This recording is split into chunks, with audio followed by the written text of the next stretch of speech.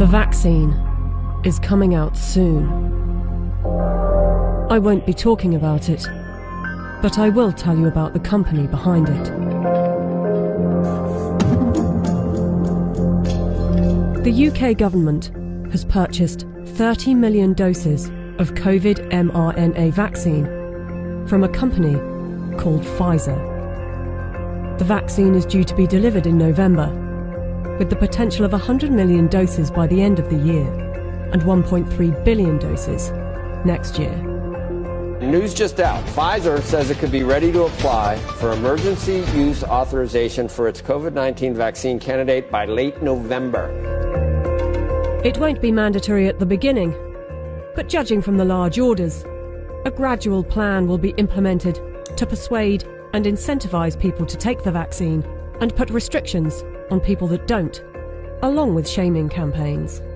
I want to tell them that their decision, they need to understand, will not affect only their lives, which at the end of the day, it is their judgment, but will affect the lives of others. Because if they don't vaccinate, they will become the weak link that will allow this virus to replicate.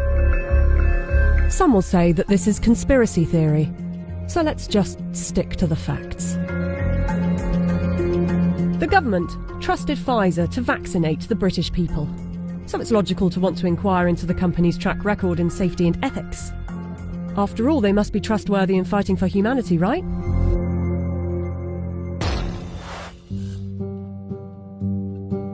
Pfizer made itself one of the largest pharmaceutical companies in the world by purchasing its competitors and through aggressive marketing tactics. What I'm about to tell you is only 20% of their rap sheet. Otherwise this video would be hours long, but you can go to our website where you can see the full list. Pfizer received the biggest criminal fine in US history as part of a $2.3 billion settlement with federal prosecutors for mispromoting medicines and for paying kickbacks to compliant doctors. Pfizer pleaded guilty to misbranding the painkiller Bextra by promoting the drug for uses that were not approved by medical regulators.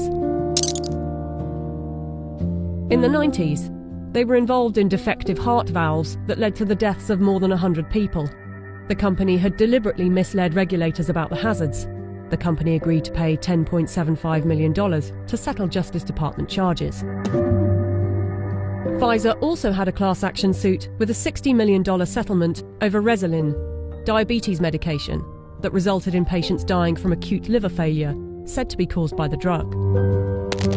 In the UK, they have been fined nearly £90 million by the UK's competition watchdog for unfair pricing to the NHS after hiking up the cost of an anti-epilepsy drug by 2,500%, charging the taxpayer an extra £48 million than the actual price, which is $2 million per year. Buying competitors and mis-selling drugs weren't the only factors in making them the giant of a company they are. Their special relations with doctors and medical professionals has also helped. In 2004, Pfizer's subsidiary agreed to pay $430 million to resolve criminal charges that it paid physicians to prescribe its epilepsy drug, Neurontin, to patients with ailments for which the medication was not approved. In 2010, a federal jury found that Pfizer committed racketeering fraud in its marketing of the drug. Pfizer disclosed that during a 6-month period the previous year, it had paid $20 million to some 4,500 doctors and other medical professionals for speaking on the company's behalf. In 2012, the US Securities and Exchange Commission announced that it had reached a $45 million settlement with Pfizer to resolve charges that its subsidiaries had bribed overseas doctors and other healthcare professionals to increase foreign sales. But some of you might say they are a business and they don't get to make billions a year by not being competitive. They're still trying to help humanity. Pfizer was sued in a US federal court by Nigerian families who accused the company of testing a dangerous new antibiotic called Trovan on children without parents' consent and using their children as human guinea pigs. A panel of medical experts concluded that Pfizer had violated international law, and the company agreed to pay $75 million to settle the lawsuits in Nigerian courts. The US case was settled for an undisclosed amount. Amid widespread criticism of high pricing for poor countries, and in particular AIDS medications, Pfizer offered to donate a 2-year supply of its drug, Diflucan, worth $50 million to the South African government. Yet in 2003, Pfizer backed away from the company's plan to license its AIDS drug for low-cost distribution in poor countries. The list goes on. I don't want to bore you with it. But ask yourself, if it was a car manufacturer, would you buy a car from them? We plan to honor our history, and we will only bring to the world a vaccine that have been proven safe and efficacious.